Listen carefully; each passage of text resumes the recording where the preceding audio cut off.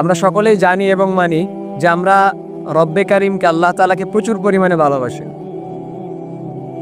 তো আল্লাহ তাআলা বলতেছেন, তোমরা যদি আমাকে ভালোবাসো তাহলে তোমরা আমার রাসূল সাল্লাল্লাহু আলাইহি ওয়াসাল্লামকে মহব্বত করো। ইয়াহবিবকুমুল্লাহু ওয়া ইয়াগফির লাকুম যুনুবাকুম। তোমরা আমার নবীর ইতাআত করো, তার অনুসরণ করো। যদি তার অনুসরণ মতো তোমরা চলতে পারো তাহলে তোমাদেরকে ক্ষমা করে দেওয়া হবে এবং তোমাদের জন্য সুসংবাদ রয়েছে জান্নাত। আল্লাহু গফুরুর রহিম।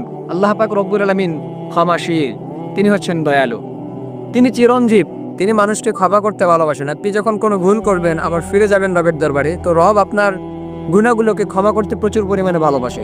রব্বে কারিম চান যে আপনি যে ভুলটা করছেন এই ভুল করার পর আবার ফিরে যান রবের কাছে এবং মাফ চান, ক্ষমা চান। তিনি এটাকে খুব ভালোবাসেন। তো জন্য ভুল যত করে ফেলেন, যা কিছুই করেন, সেটা আপনার, আমি বারংবার বলে থাকি যে আপনার যে ধরনের ভুল হোক না কেন, আপনি যদি আপনার মায়ের সামনে কোনো বেয়াদবি করে ফেলেন, বাবার সামনে, তাদের পা ধরে যদি আপনি মাফ চান বা তাদের কাছে গিয়ে হাত জোর করে মাফ চান, তারা কিন্তু আপনাকে ক্ষমা করে দিবে। কারণ তারা আপনাকে জন্ম দিছে, তারা আপনাকে আপনার থেকেও বেশি ভালোবাসে। তো আল্লাহ পাক বলতেছেন যে তোমার থেকেও তোমার মা তোমাকে বেশি ভালোবাসে, তোমার মায়ের থেকেও শতগুণে বেশি ভালো আমি আল্লাহ তোমাকে ভালোবাসি, কারণ আমি তোমাকে সৃষ্টি করছি। তো জন্য রব্বে কালিমকে ভালোবাসি মানে নবীকে অনুসরণ করতে হবে, সে অনুযায়ী চলতে পারলে আল্লাহ পাক আমাদেরকে ক্ষমা করবেন, দেন আমাদের জন্য সুসংবাদ জান্নাত। যদি তাহলে আমরা জান্নাতকে পেতে চাই তাহলে আমাদের নবীর অনুসরণ করতে হবে, আল্লাহ পাক রব্বুল আলামিনের হুকুম আহকাম মানতে হবে, শরিয়া অনুযায়ী চলতে হবে।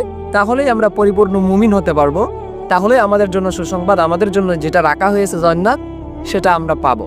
সুতরাং ফিরে আসেন রবের দিকে, এখনো সময় আছে তওবা করে রবের কাছে মাফ চেয়ে নেন, ইনশাআল্লাহ আল্লাহ আপনাকে মাফ করবেন ইনশাআল্লাহ।